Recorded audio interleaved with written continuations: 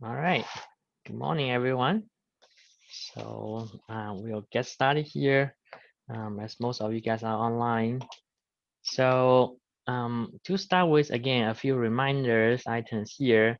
So the next homework is due tomorrow. Okay, homework 6 is due tomorrow by midnight, and then homework 6 will be due next week. So it's going to be probably up sometime tomorrow or Wednesday for homework 6. All right. Um, so yeah, I have been thinking like if I should give you guys extension on homework number 5. How many of you guys would like to have a 1 day extension on homework 5?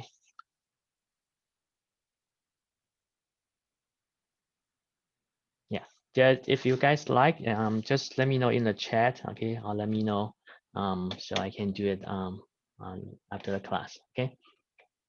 All right. And then also exam number 2, so be in 2 weeks, about 2 weeks, a little bit over 2 weeks from now. Okay, so make sure you start earlier on the preparation of exam 2. Now you have a sense how the exam will look like. You may have better idea on how to prepare for it. Okay.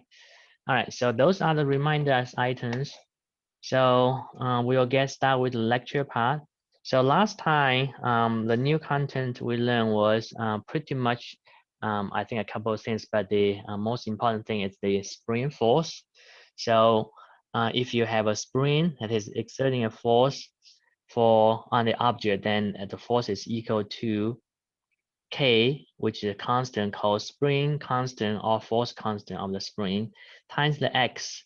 X will be either the stretched or compressed amount of the spring compared to its original unstretched length. Okay, so that's on the spring force K equal to F equal to Kx. Today we are going to just focus on a few problems here, some examples of practice here. So last time we took a look at example when you have a spring and then the static friction involved. So this time we will look at the similar scenario here, but this time the block is on an inclined surface over here. Okay. So in this problem here, you have a block of 2.0 kilograms, and this guy is attached to a spring here on the top here. Now this block is resting on this inclined surface, which the surface is rough. Okay, so then there will be friction force. It tells you the coefficient of static friction is 0.28 on the plank, between the plank and the block. It's asking you what will be the minimum amount that spring can be stretched so the box remain rest. Okay, so that means the spring force here it's small in this scenario. It tells you the force constant, the K equals to 320, and then the inclined surface of 65 degrees. The box is 2.0 kilogram. Okay, so I'll give you guys a few minutes, a couple minutes to think about how you want to solve for this one. You may refer to the example we checked last time at the end of the lecture and then see if you can come up with a plan on this one. Okay, and we will take a look on the solution together in a few minutes.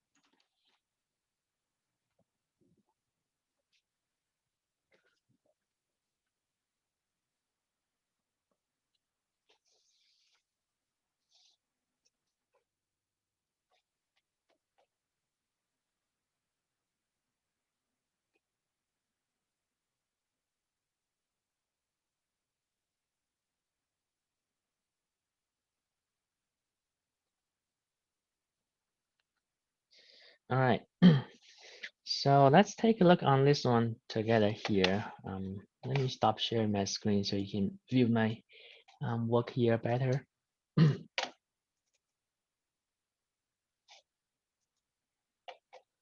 right.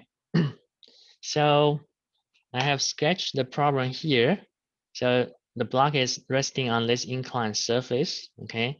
So I have indicated the weight. So as always, we should expect there's a weight there. There's a normal force. Okay. And then it says you need minimum amount of stretch by the spring. So then there's a spring force here, F, which is equal to Kx. Okay. So this is Kx. Excuse me.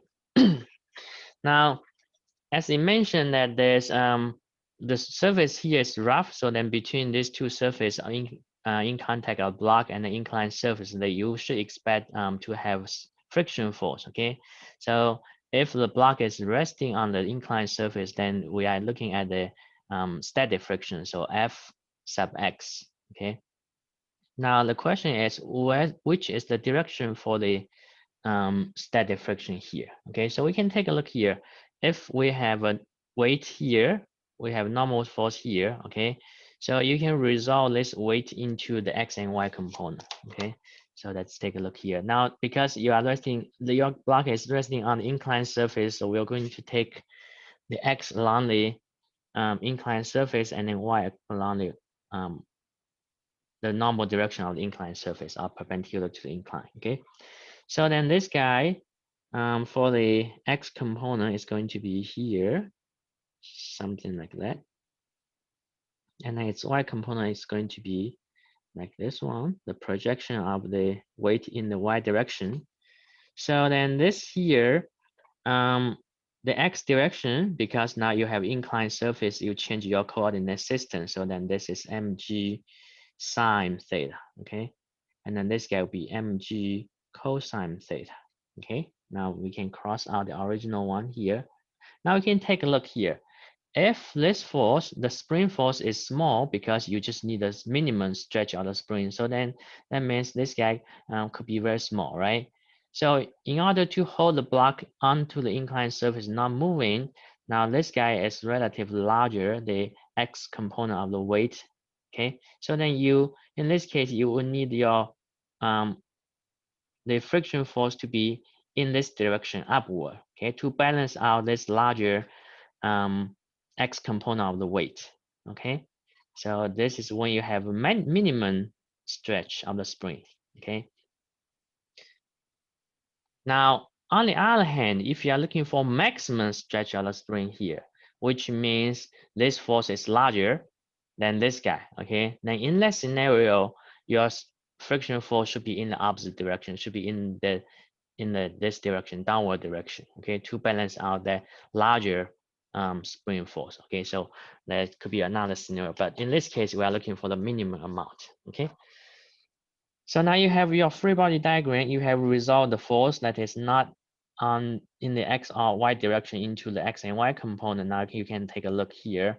Again, from the free body diagram and then the Newton's second law, so you can set it up. So from free body diagram, in your x direction, your net force should be the friction force plus this guy, the spring force, and then minus the x component of the weight. Okay, so in your x direction, you are going to do kx plus f sub s minus mg sine theta. All right. Now, because the block is resting on here, so that means the net force should be equal to 0. Okay, so this is your x direction. All right. Now on your y direction here, you should have normal force minus that guy. Okay, so normal force minus mg cosine theta. That should also equal to 0 because your block is now stationary. Okay, so this is from your free body diagram and Newton's second law. Now again,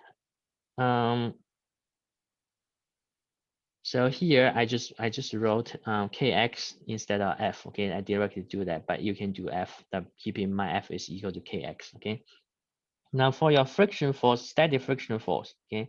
So static friction again, we know that it has a range from 0 to a maximum number. Okay, mu s times n, right? So that's its maximum number. All right. So in this case, again, we are looking for the x minimum.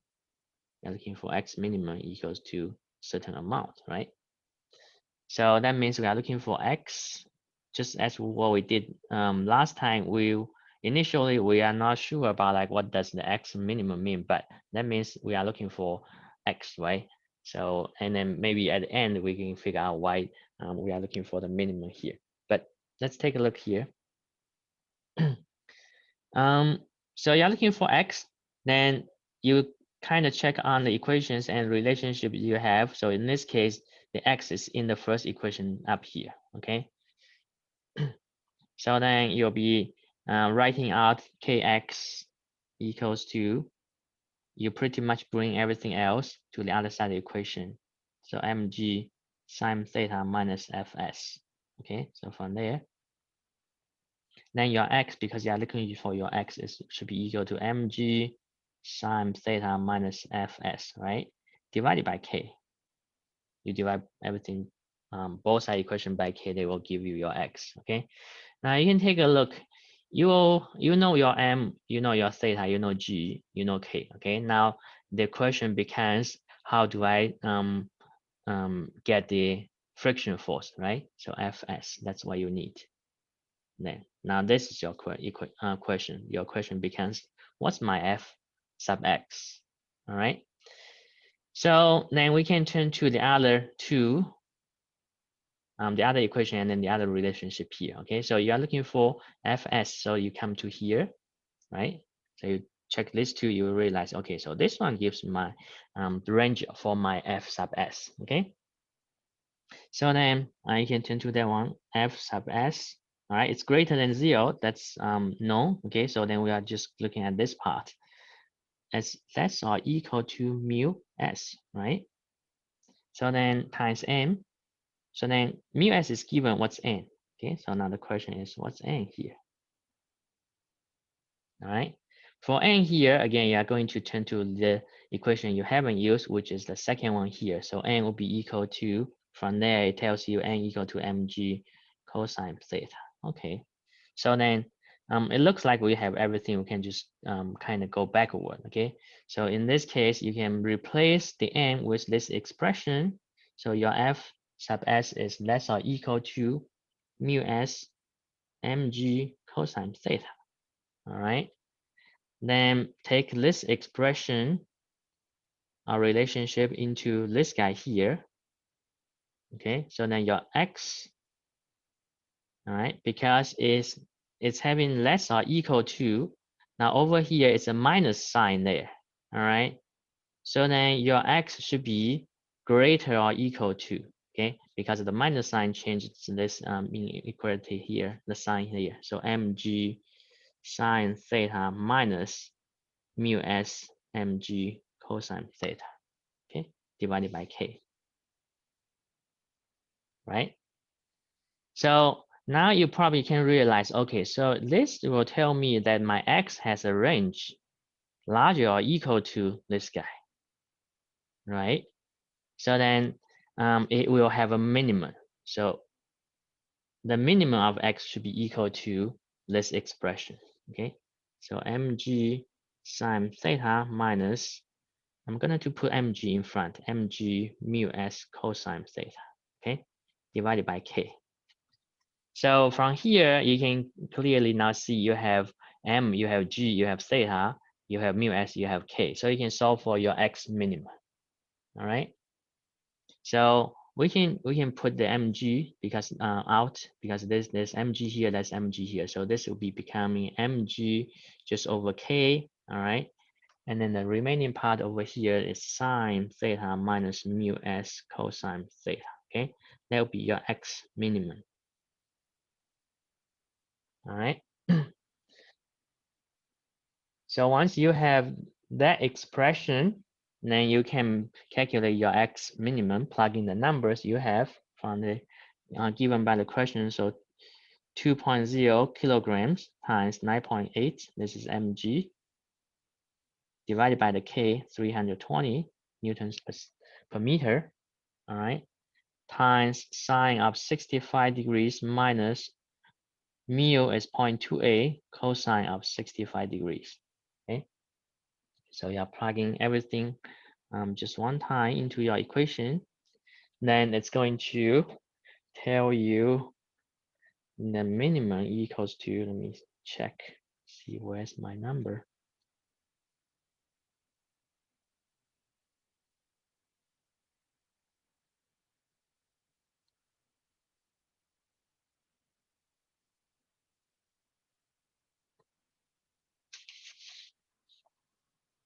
All right. It looks like I calculate for the maximum here on my work. Didn't calculate the minimum. Okay, let me just put in the numbers here quickly. All right. So M is 2 times G 9.8 divided by 320 times the sine of 65 degrees minus 0.28 cosine of 65 degrees. All right. Oh, okay. Turn out my work on the separate paper was just a typo. I just put plus instead of negative for some reason. Okay, so then this is equal to 0.0483 meters, okay, or 4.83 in centimeter, okay.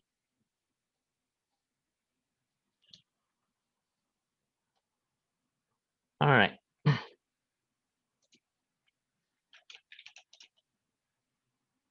Any questions you guys might have?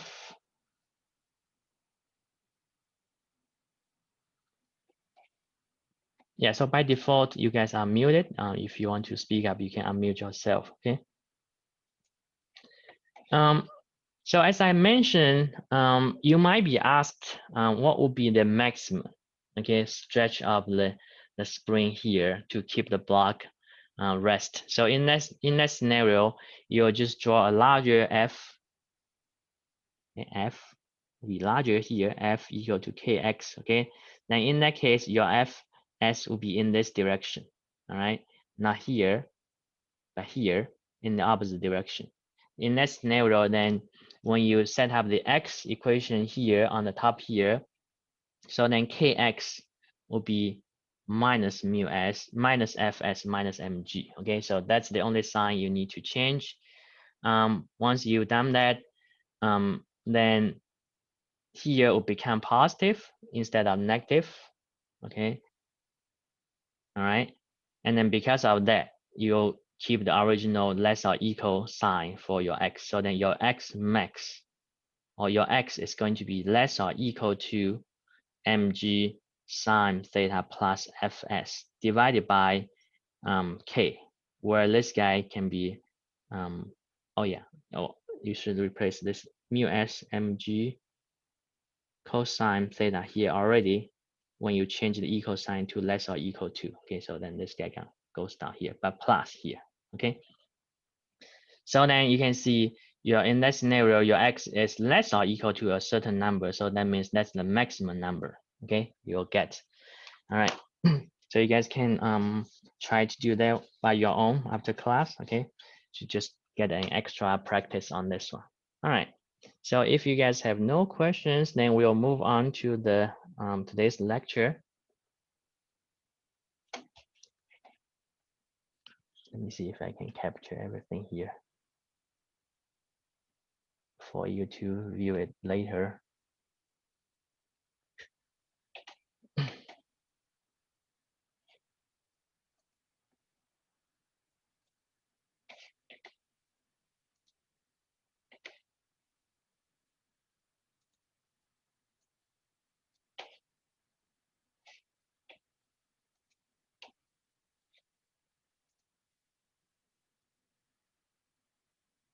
All right.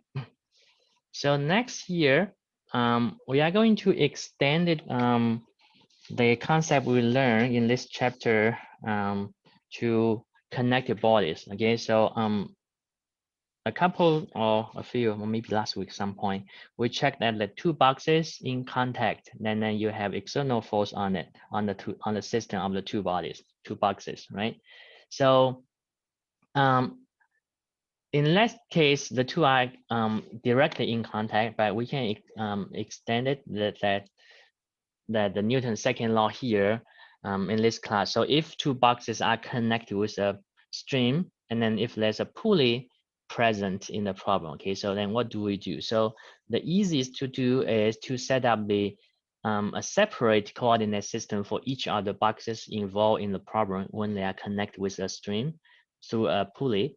So then you are going to set up the first X and Y coordinate system here, like this one here. So the X and Y for the box, for this block on the surface on the tabletop here.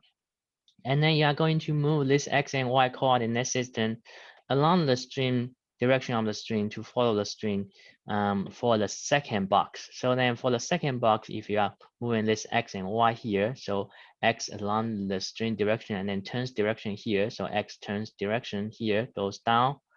Then Y is in the horizontal, X is in the vertical for the hanging block over here, for the second block over here, okay?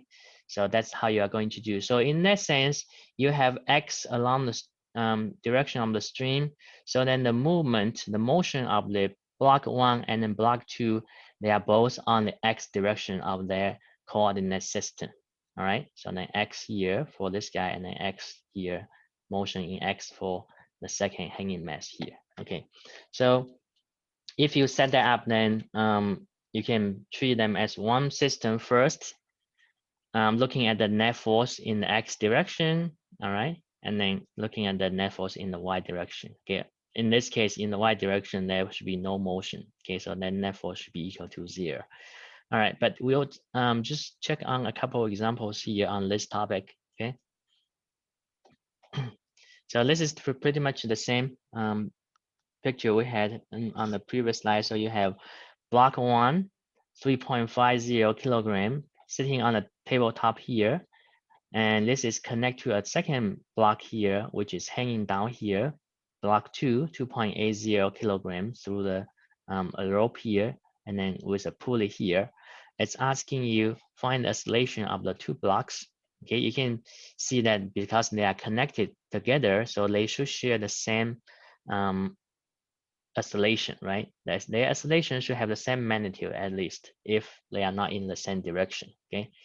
It looks like this is in the horizontal direction, this one should be in the vertical direction, okay? But we can do the trick that we just mentioned earlier to make them both move in the X direction, okay? And then B, it says find the tension in the stream. All right, and then comment on if the tension is greater, that's all equal to the weight of the hanging block, okay?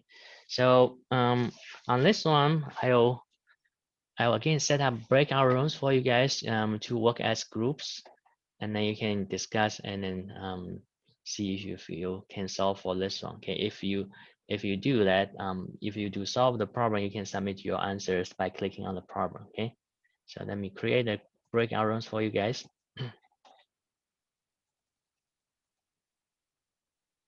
All right, so I'll have 6 rooms open. You guys are automatically assigned. Okay.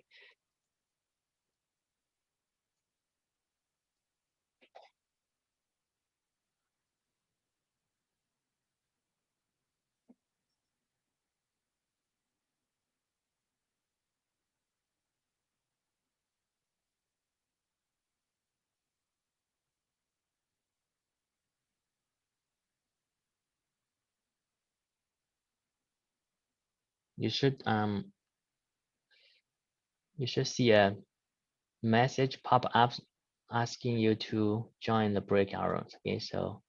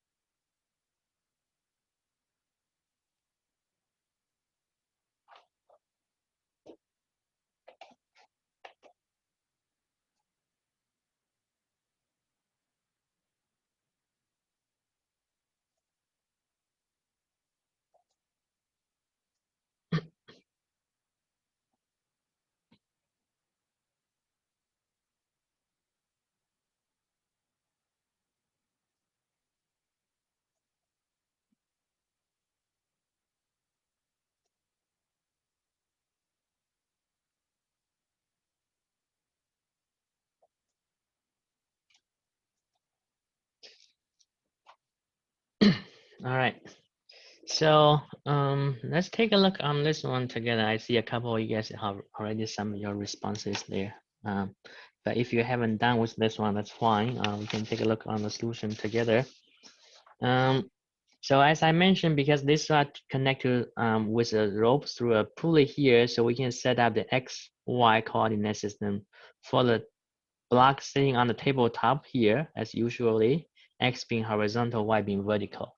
And then we are going to move this coordinate system along with the direction of the stream through the pulley here. So then it becomes X to be the vertical and then Y to be the horizontal for the hanging block, okay? So in this case, then the two will just move in the X direction, okay, in the X and Y coordinate system. So then you can treat the two as one system first, okay? So to treat them as one system first, you are going to look at the X direction net force, okay? So X direction net force, all right?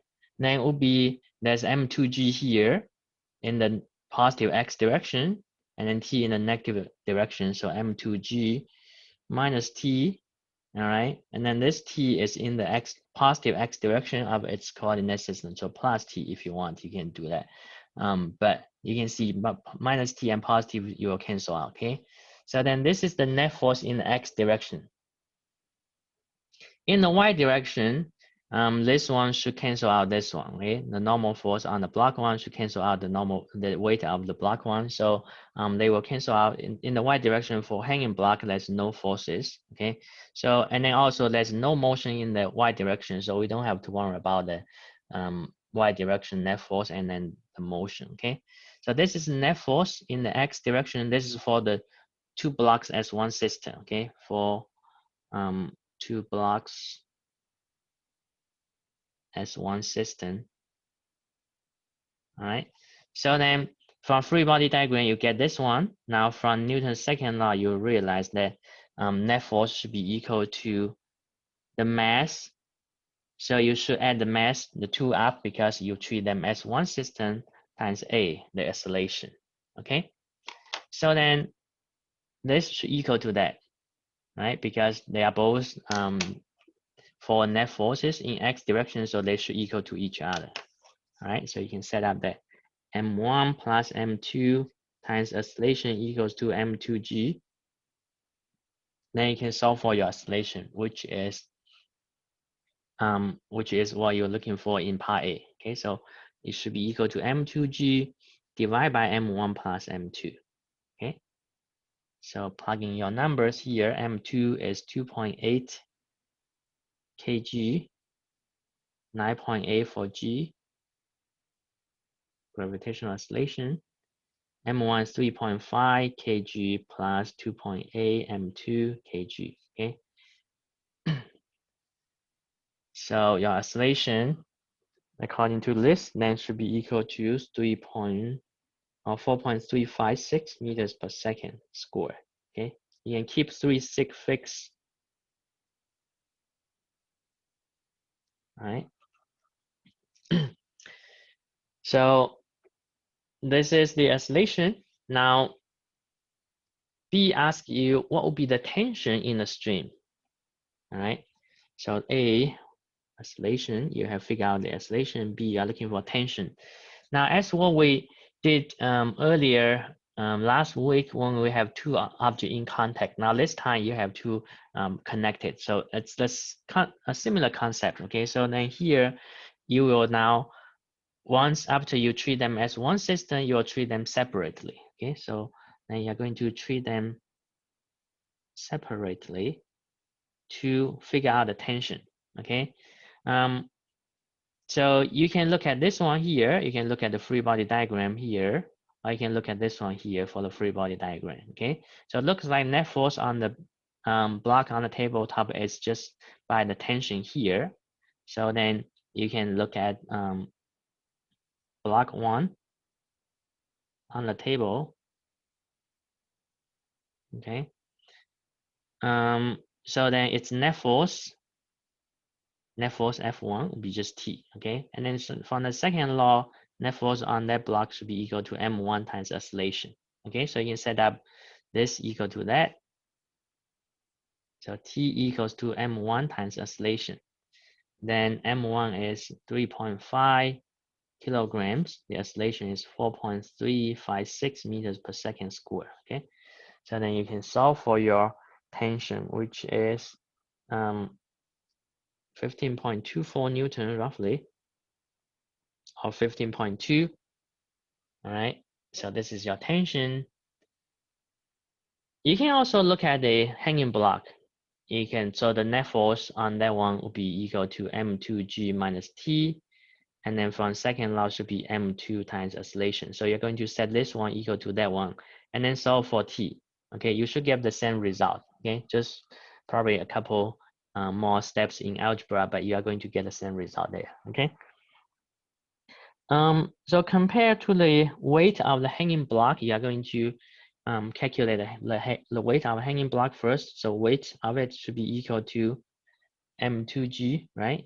So 2.8 times 9.0 meters per second squared, that's 27.44 newtons. Okay, so you can see this is greater than that. Okay, so your tension should be less than the weight of the hanging block. Okay, so less than, right? That should be your answer.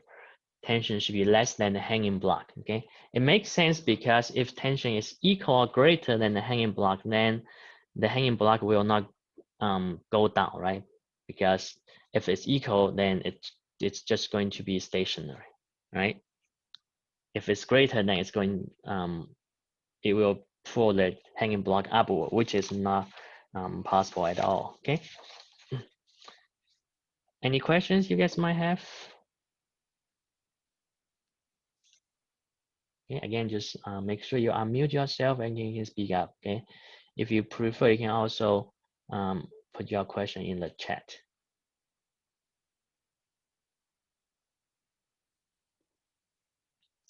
All right. So if you guys are clear with this one, we are going to look at the next example here. So let me share my screen.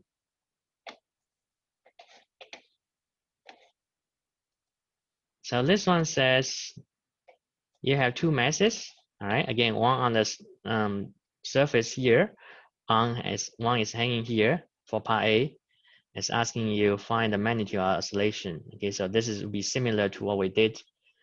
In this time, you are not told the masses. You are given the weights, but you can calculate the masses by relate the weight with the mass. Okay, so weight equal to mg. You can calculate the two masses and then find the magnitude oscillation. Now, in part B, it's asking a different question. This time, it's asking you if you replace the hanging block with the pulling force of 12 newtons, the same as the weight of the hanging block, what will be the oscillation of the block here? Okay. So again, I'll give you guys a few minutes to work on this by yourself. I think you guys can follow what we just did. I'll refer to what we did before in the previous problem. There's subtle differences here, but try to do it yourself. And then let me see, we can take a look in the solution in about 5 minutes or so. Okay.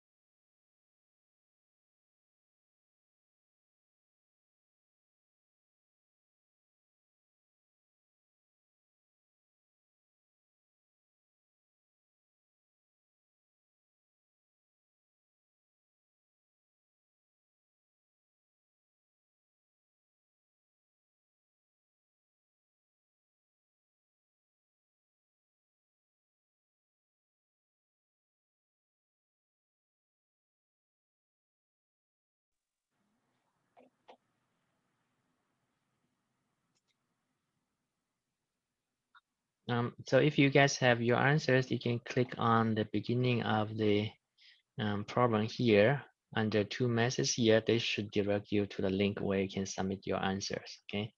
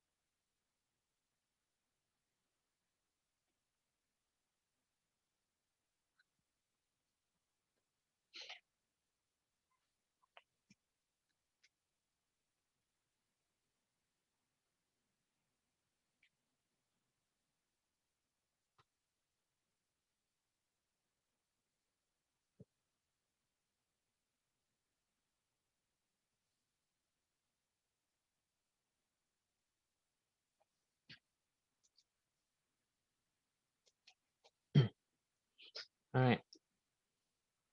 I think we can take a look here together.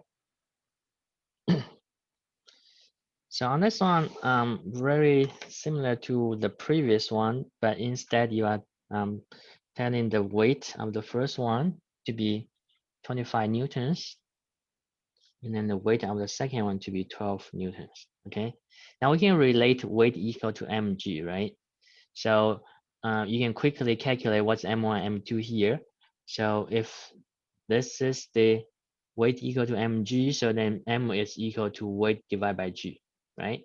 So the m1, it should be weight 1 divided by g, which is 25 newtons divided by 9.80 meters per second square. Okay, so if you can quickly do that, this is about 2.55 kilograms.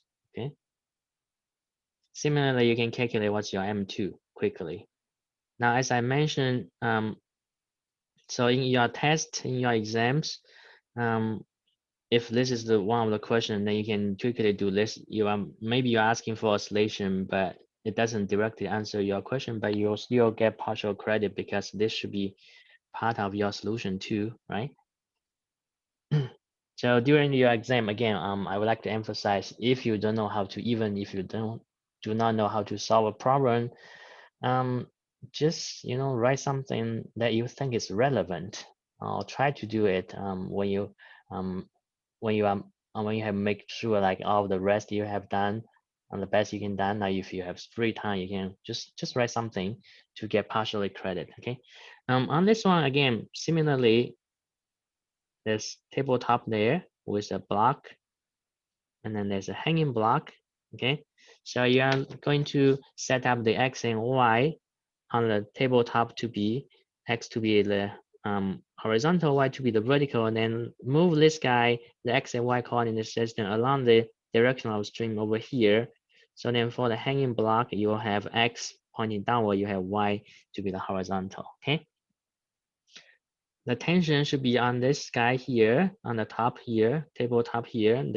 The weight will cancel out the normal force, okay? Then we don't have to worry about those two. On this guy, you should have the weight of the second one, and then the tension here, the same tension here, okay? Because tension 3, a stream or rope, is assumed to be equal, but because there's a pulley, then direction could be different. All right, so you're going to treat them as one system first.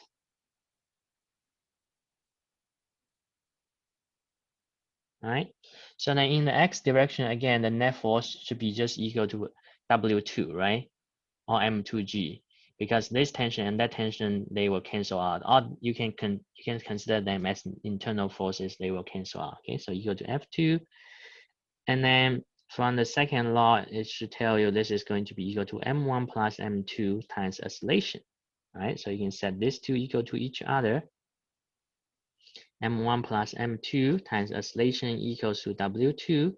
So then acceleration will be equal to W2 divided by M1 plus M2. Okay. So W2 is 12 newtons divided by 2.55 kg plus 1.22 kg. All right. Then it's going to be roughly, that's 3.178 meters per second squared, but you can just keep two sig figs because the two numbers are given in two sig figs. Okay, so that's your A. All right. I think B is kind of easier in a sense because in B you only have one block, all right? And then there's a tension of 12 given through the stream to the block one. So then you can write straightforward. In that case, the tension will be the net force T divided by M1. Then will be your acceleration, right? So then 12 newtons divided by M1 of 2.55 kg will give you 4.7 meters per second squared for the acceleration, okay? So in here, you can see that if you replace the weight by the just pulling force, then acceleration actually increased, okay? That's because in the previous one, we know that if you have two blocks connected, then tension should be less than the weight, right? So that means if you replace the tension with the weight, that means you are increasing the tension force, which will give you a larger acceleration on the block one on the tabletop, right? So that kind of makes sense over here. All right. Questions you guys might have?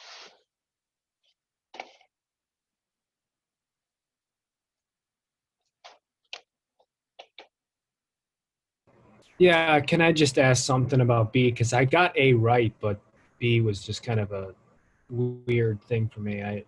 How did you get to the equation A equals T over MI? Like that's from M1, sorry. So if you look at the free body diagram of B, part B here, okay, so tension T should be the same here, right? So this tension should be also T, right? On the block over here. So this is the tension. Now the M1G or W1G should be cancel out the normal force, okay? So then net force is T. So net force on one is T, and then from second law, net force on one should be equal to M1 times acceleration. So you can set these two equal to each other, all right? So M1A equals to T. So then divide both sides by M1, right? So then acceleration equals to T divided by M1, which T is 12 newtons, M1 is 2.55.